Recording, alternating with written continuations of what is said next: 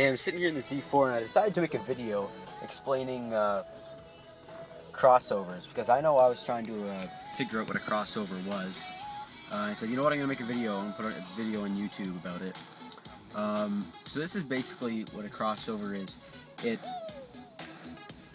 When you have an audio input into it, it deciphers the different frequencies and separates them into different channels.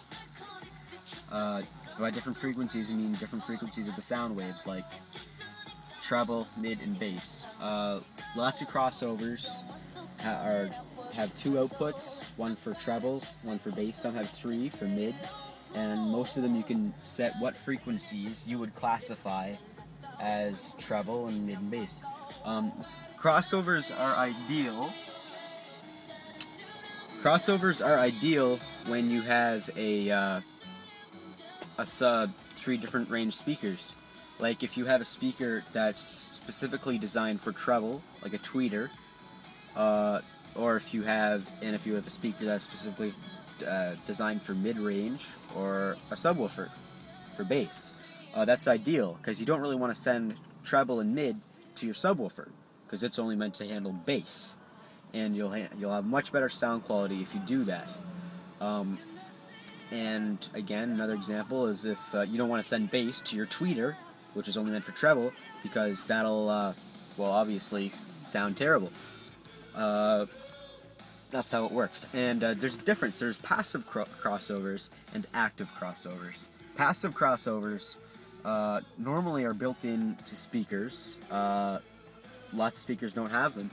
What they do is they just for example, one place we'd find a passive crossover would be in a full range speaker, which means it can produce bass, treble, and high.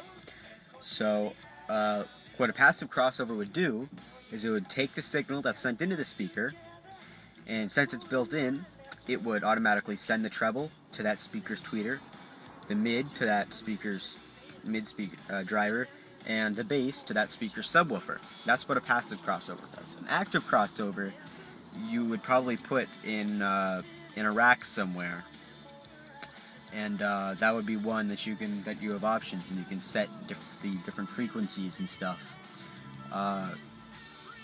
If you're more of a customizable sound system type of guy, and you want to